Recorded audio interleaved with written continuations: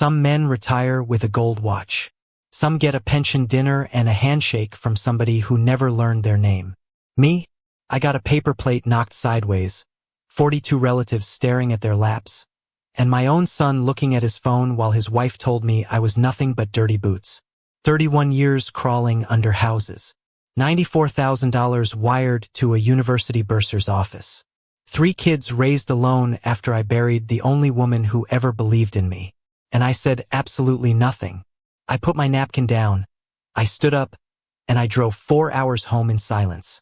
Then I walked straight to a cedar lockbox that nobody in my family has ever been invited to open. But I'm getting ahead of myself. Welcome to Silent Fortune Stories.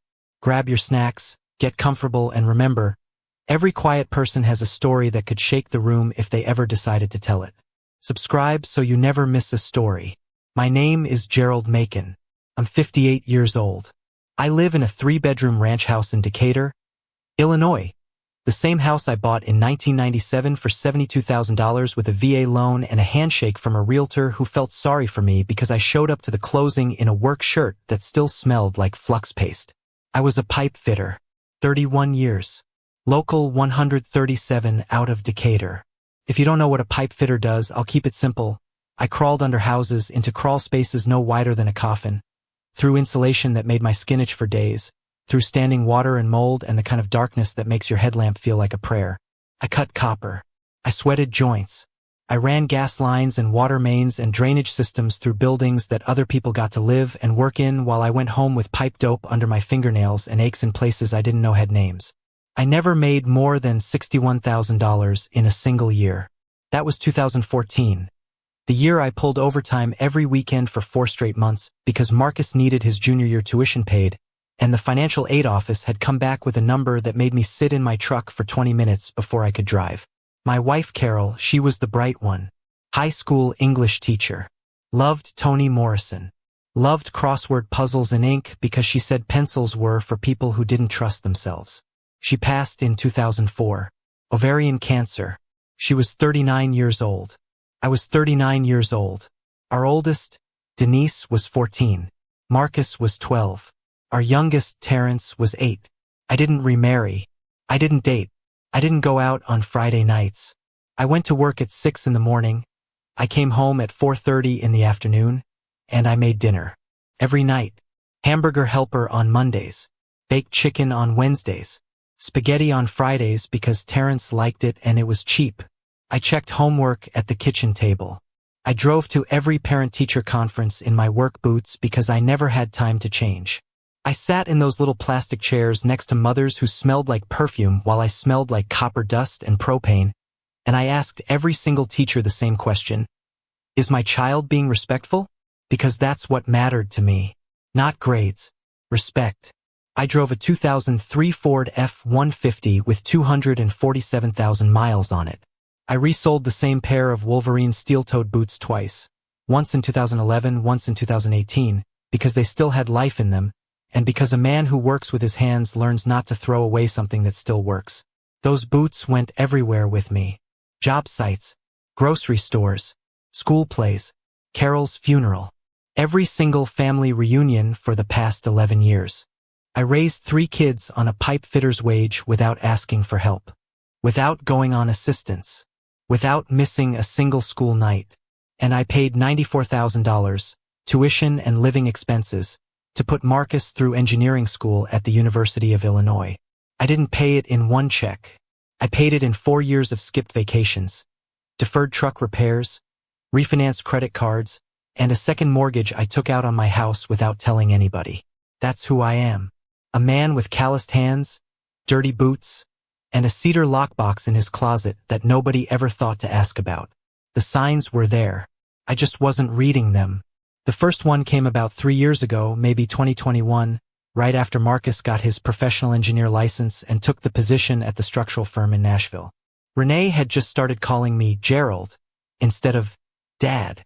Now, I never required her to call me Dad. She wasn't raised by me. But she'd done it voluntarily for the first 4 years of her marriage to Marcus. Then one Thanksgiving she stopped. Just like that. Gerald, can you pass the rolls? Gerald, we're going to head out early. I filed it away. People change how they talk. It doesn't have to mean something. But looking back, it meant everything. The second sign came the following summer at the reunion.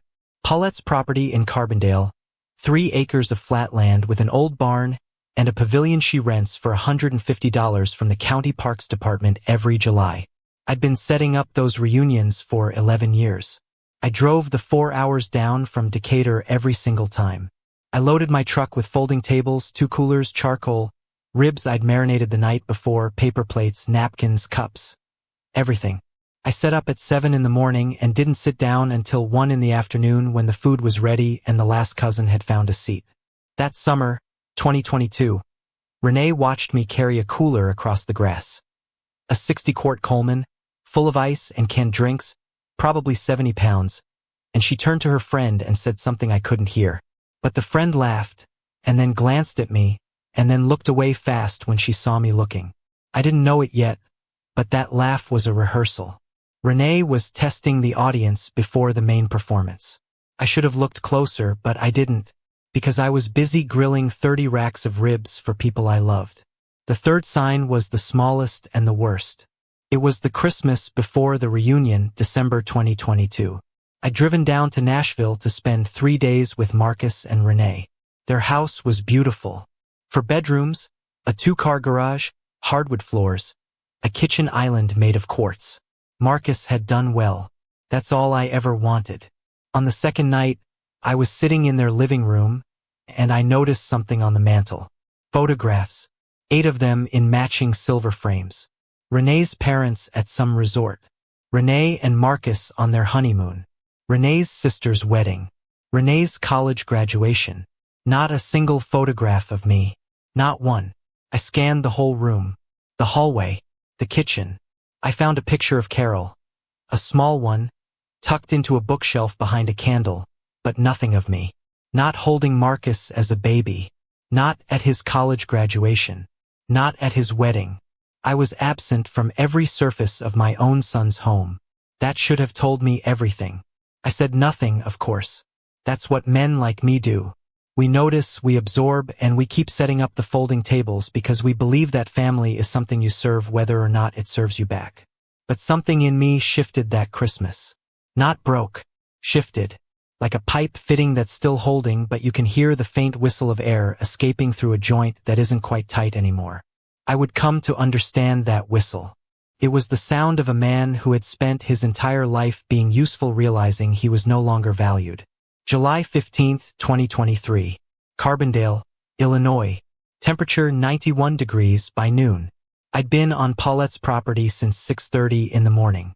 I drove the 4 hours from Decatur in the dark. My truck loaded with the same things it was always loaded with. Folding tables, coolers, charcoal, a marinade container the size of a bathtub, and 2 cases of orange soda because my nephew Darnell's kids won't drink anything else. I set up 7 tables under the rented pavilion. I lined them with tablecloths Paulette had bought from the dollar store. I fired up the grill at 9. I cooked ribs, chicken thighs, hot links, and corn on the cob while the rest of the family started rolling in around 11. Pulling up in their nice cars, stepping out in their clean shoes, carrying nothing but their appetites and their opinions. By 1 o'clock, 42 people were seated across those picnic tables. Aunts, uncles, cousins, second cousins, children running between legs, somebody's boyfriend nobody remembered inviting. 42 relatives. I'd fed every single one of them. I was sitting at the far end of the main table, paper plate in front of me, ribs I'd grilled myself, a can of sweet tea, and my hands. My calloused, scarred, pipe dope-stained hands, wrapped around that plate like I was holding something precious. Because I was holding a moment with my family. That's all I ever wanted from these reunions. Not gratitude, not recognition, just a seat at a table with people I loved. Renee was sitting 4 seats down. She'd been drinking, not drunk, but loose, loud. She'd been telling stories about the new house she and Marcus were building. 6,000 square feet. A pool. A home theater. She was describing it like a real estate listing, and everyone was nodding, smiling, congratulating her and Marcus like they built it with their bare hands instead of Marcus's salary, and a mortgage I happened to know was $480,000 because Marcus had called me 2 months earlier asking if I could co-sign. I said yes. Of course I'd said yes. Then Renee looked at me. She looked at my plate. She looked at my boots, the same steel-toed Wolverines I'd had resold twice, the ones that had carried me through 31 years of crawl spaces and job sites and every single one of these reunions. She looked at my hands. And she stood up, in front of 42 relatives, beneath a rented pavilion on my sister's property. She pointed at me and said, "You haven't contributed a damn thing except dirty boots." She didn't yell it. She said it like she was stating a fact, like she was reading a line from a report, like my 31 years of crawling under houses, my $94,000 of tuition payments, my 18 years of raising 3 children alone. Like all of it amounted to a pair of scuffed boots on her clean floor. The table went silent. Not the kind of silence where people are shocked. The kind where people are waiting to see if someone else will say something so they don't have to. Nobody said anything. I looked at Marcus, my son, the boy I had fed and clothed and driven to school and tutored in math and paid $94,000 to educate. He was sitting right next to her, right next to his wife. And I looked at him with everything I had. Every year, every sacrifice, every night I stayed up worrying about him, and I waited for him to speak. My son just looked at his phone. He didn't flinch. He didn't look up. He didn't say, "That's my father." He didn't say, "Renee, stop." He didn't even shift in his seat. He just scrolled, like I was background noise, like I wasn't even there. That was worse than what she said. That was worse than anything anyone has ever done to me, including the cancer that took my wife. Because Carol didn't choose to leave me. Marcus chose to look away. I put down my plate. I wiped my mouth with a paper napkin. I stood up slowly. Not fast, not dramatic, not shaking. Just slowly, like a man who has carried heavy things his whole life and knows how to set them down without making a sound. I didn't say a word. Not one. I picked up my keys from the table, walked to my truck, and left. Nobody followed me. Nobody called out. For hours. 237 miles. Decatur, Illinois. I drove in silence. No radio. No phone calls. Not even the hum of thinking out loud, which is something I'd done for years since Carol passed. Talking to her in the truck, telling her about my day, asking her opinion on things I already knew the answer to. But that night I couldn't talk to Carol. Because if I started talking, I'd have to say what happened, and if I said what happened, I'd have to feel it, and if I felt it, I wasn't sure what would come out. So I drove. I stopped once. A gas station outside of Effingham. I filled the tank, went inside, bought a bottle of water, and stood in the parking lot under a fluorescent light while bugs circled above me and the interstate hummed in the distance. I looked at my hands, the calluses, the scars, a small chemical burn on my left index finger from a flux accident in 2009. A crooked pinky I'd broken in 2015 when a pipe wrench slipped on a frozen fitting and I didn't go to the doctor because I couldn't afford to miss the next day's work. These hands. Dirty hands. Boot-wearing, pipe-cutting, child-raising, tuition-paying hands. And my own son couldn't look up from his phone long enough to defend them. I got back in the truck. I drove the rest of the way in the kind of silence that doesn't feel empty. It feels full. Full of things you've been carrying for so long that you forgot they had weight. I pulled into my driveway at 11:47 p.m. The porch light was on. I always left it on, even though nobody was coming home to it except me. A habit from when the kids were young and I wanted them to see the light when I brought them home from practice or church or wherever we'd been. The light was for them. It had always been for them. I walked through my front door. I didn't take off my boots. I walked straight down the hallway, past the kitchen where I'd made 1,000 dinners, past the bathroom where I'd cleaned 1,000 scraped knees, past the living room where I'd fallen asleep in my recliner 1,000 times with a child on my chest and the TV on mute. I went to my bedroom closet, top shelf, behind a box of Carol's sweaters I still hadn't donated. Couldn't donate, wouldn't donate. The cedar lockbox. It was 14 inches long, 8 inches wide, made of aromatic red cedar with brass hinges. Carol had bought it at a craft fair in Springfield the year before she died. She'd said, Every man needs a box for the things that matter. I don't think she knew how right she was. I pulled it down, set it on the bed. The brass latch was cold under my thumb. I opened it, and for the first time in 31 years, I decided to stop being silent. If you've made it this far, do us one quick favor. Subscribe. A lot of people watch without ever doing it, but it costs you nothing and means everything to us. Thank you genuinely. Inside the cedar lockbox was everything I'd never shown anyone. Everything I'd never bragged about. Everything I'd kept quiet because men like me were raised to believe that doing the right thing and talking about doing the right thing were two very different kinds of men. On top was a stack of receipts. Not just any receipts. Every single tuition payment, housing deposit, book fee, and meal plan charge I'd ever paid for Marcus's education. 4 years of checks to the University of Illinois. $94,000. I kept every confirmation, every bank statement, every wire transfer receipt, every canceled check with my handwriting in the memo line. Marcus fall semester, Marcus spring books, Marcus apartment deposit. Dated, stamped, organized in chronological order. Carol had taught me that. Keep the paper, Gerald. Paper doesn't forget.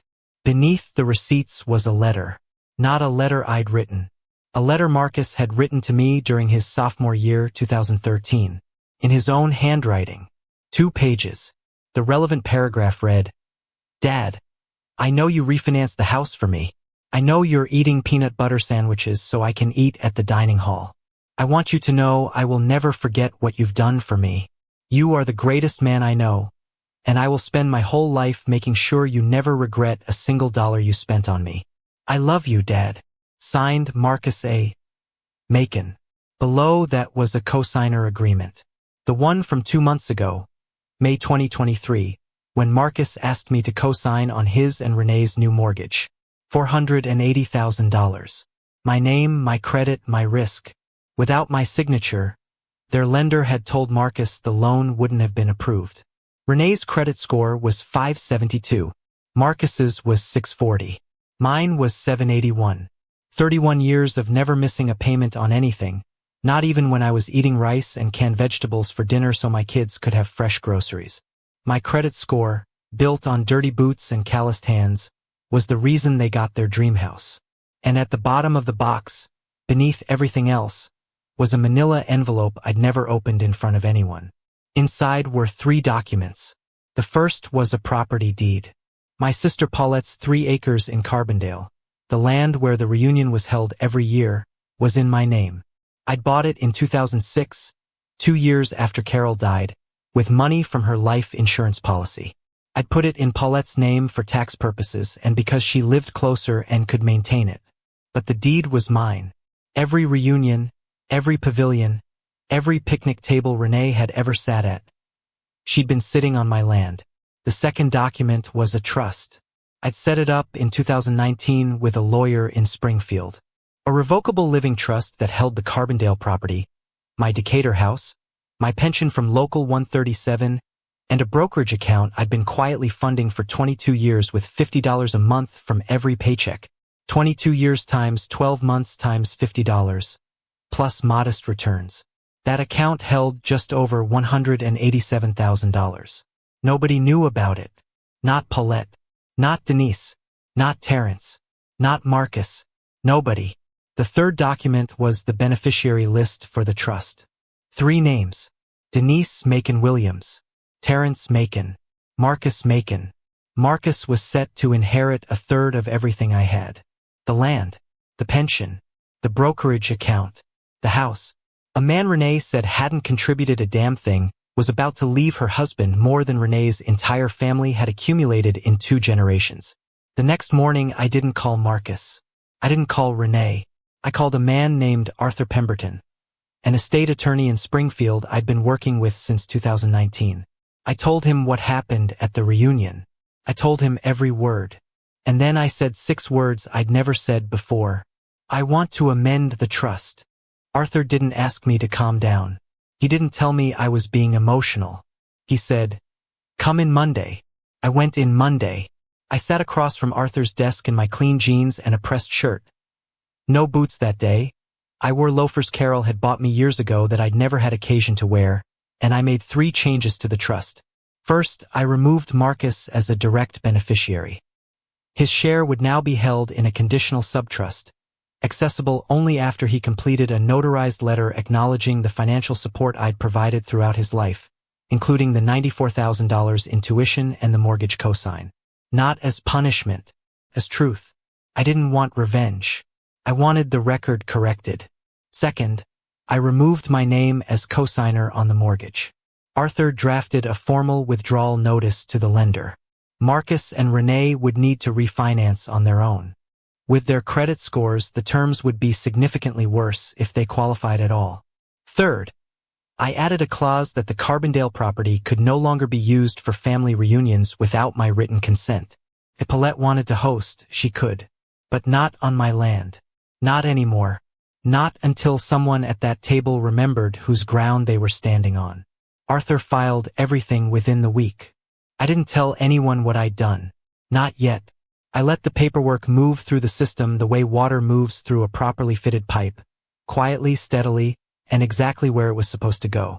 2 weeks later, Marcus got a letter from the mortgage company informing him that the co-signer on his loan had formally withdrawn and that he had 90 days to refinance or face a review of the loan terms. He called me 11 times that day. I didn't answer. Renee called me twice. I didn't answer those either. On the 12th call, Marcus left a voicemail. His voice was thin, shaking. Dad, I don't understand. What's happening with the house? They're saying you pulled your name. Dad, please call me back. I listened to that voicemail sitting in my recliner, in my living room, with my boots by the front door and my calloused hands resting on my knees. I listened to it 3 times. And then I saved it. Not to be cruel. To remember what it sounds like when someone finally realizes that the man with the dirty boots was the foundation they were standing on. If you've been listening for a while and want stories like this to keep coming, it really helps when you hit that like button and subscribe. 97% of people never do, but it's what keeps this whole thing running. So thank you for real. 14 months later. By September of the following year, things had rearranged themselves the way things do when truth finally gets introduced into a system built on assumptions. Marcus and Renee refinanced the mortgage. They qualified barely. The new interest rate was 2 points higher, which added almost $600 a month to their payment. Renee had to go back to work full-time. Not the part-time consulting she'd been doing from home while posting photos of her kitchen island on social media. Actual full-time employment. An office. Commute. A time clock. The kind of work she'd once looked at my life and decided was beneath her. The 6,000 square foot house? They put it on the market 4 months after the refinance. Couldn't sustain the payments. They moved into a townhouse in a suburb outside Nashville. 3 bedrooms. No pool. No home theater. Renee stopped posting photos of her home online. Funny how that works. Marcus and I didn't speak for 5 months. 5 months of silence that sat between us like a wall built out of every dollar I'd ever spent on him and every word he'd never said in my defense. I didn't reach out. I didn't punish. I simply existed in the truth of what had happened, and I let him decide how long he wanted to pretend it hadn't. He showed up at my door in December. No phone call. No warning. Just Marcus, standing on my porch in the cold, wearing a coat I'd bought him 6 years ago, holding a manila envelope. Inside was the notarized letter. 2 pages. Handwritten, not typed. He'd written it himself. I could tell because his handwriting still had that slight backward lean Carol used to tease him about. The letter acknowledged every tuition payment, every sacrifice, every dinner I'd made, every school night I'd stayed up, every overtime shift I'd worked. Every year I'd set up those reunion tables alone while he slept in or showed up late with Renee and a store-bought dessert. He acknowledged the cosign. He acknowledged the property. He acknowledged the trust. And at the bottom, in letters larger than the rest, he'd written, "You are the greatest man I know, and I forgot. I am sorry, Dad."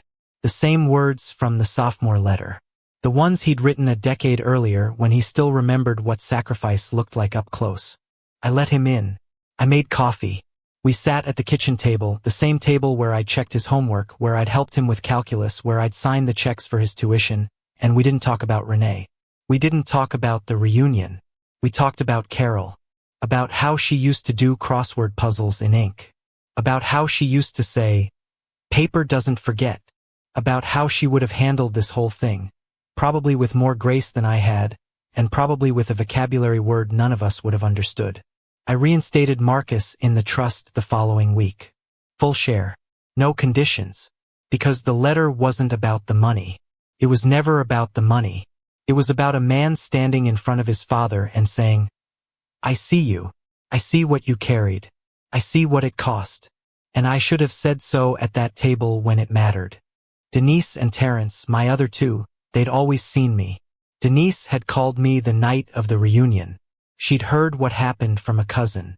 She said 4 words, "I'm proud of you, Daddy." Terrence drove up from St. Louis the following weekend and spent 3 days with me. He mowed my lawn, fixed the gutter I'd been ignoring, and grilled steaks on my back porch while telling me about his daughter's first steps. Those two never forgot. Some children carry their parents with them. Some set them down. I'm grateful for the ones who held on. The reunion the following July? Paulette called me in May to ask if she could still use the property. I said yes, but I didn't set up the tables. I didn't drive down at 6:30 in the morning. I didn't grill 30 racks of ribs. I arrived at noon in a clean shirt, and I sat down at a table someone else had set up and I ate food someone else had cooked. For the first time in 11 years, I was a guest. Renee wasn't there. Nobody mentioned her name. People ask me sometimes, not out loud, but with their eyes, with the way they tilt their heads when I tell the story, whether I regret what I did, whether pulling my name off that mortgage, amending the trust, drawing the line, whether it was too much, whether a father should ever make his son feel that kind of consequence. I'll tell you what I think. I think there's a difference between being humble and being invisible. I spent 31 years being humble. I crawled under houses. I breathed copper dust. I wore the same boots until the soles gave out, and then I had them resoled because I believed that things that still work deserve to keep working. I raised 3 children without their mother. I paid $94,000 to educate a boy who grew into a man who couldn't look up from his phone when his wife called me worthless in front of 42 people. I was humble. I wasn't invisible. There's a difference. Humility means you don't need the spotlight. Invisibility means people have decided you don't deserve one. And the moment you accept that, the moment you let someone else define your worth by the dirt on your boots instead of the weight you've carried, that's when you've lost something no amount of silence can protect. Carol used to say something I didn't fully understand until that drive home from Carbondale. She used to say, "Dignity isn't the same as doormat, Gerald. One stands up, the other gets stepped on." I spent 20 years after her death confusing the two. I thought standing still while people walked over me was strength. It wasn't. It was habit. And habits can be broken. What was in that cedar lockbox wasn't just documents. It was proof. Proof that the man with the calloused hands and the dirty boots had been the load-bearing wall the entire time. And when I decided to show that proof, not with shouting, not with anger, not with a scene at a picnic table, but with paperwork, with legal filings, with quiet, irreversible decisions made in an attorney's office on a Monday morning, that was the first time in 31 years that I chose myself. I don't hate Renee. I feel sorry for her. She looked at a man covered in the dust of his labor and saw something to be ashamed of. She never stopped to ask what that dust was made of. It was made of sacrifice. It was made of love. It was made of every morning I woke up before the sun so my children could wake up in a home that was paid for, fed, and safe. And Marcus, my boy, he came back. That's more than a lot of fathers get. He came back with a letter and a lean in his handwriting and tears on a face that looked like Carol's. He came back, and I let him in because that's what the porch light was always for. It was never for me.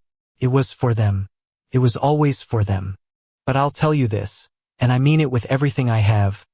I will never again sit quietly while someone tells me that my life didn't matter. Not at a table. Not in a room. Not in front of 42 people or 400. I gave everything I had to my family. I gave it quietly, consistently, without asking for anything in return. And the one thing I've learned, The one thing that cedar lockbox taught me when I opened it that night is that a man's worth is not determined by who acknowledges it. It's determined by what he built. And what I built is still standing.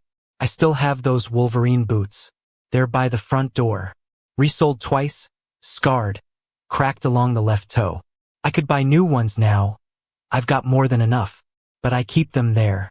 Not because they still fit. Because they remind me of something Carol said the day she bought me that cedar lockbox. She said, "Every man needs a box for the things that matter." She was right, but she left out one part. Every man also needs the courage to open it. If you like this story, join our community by hitting that like button and subscribing for more real, raw, and family-centered stories.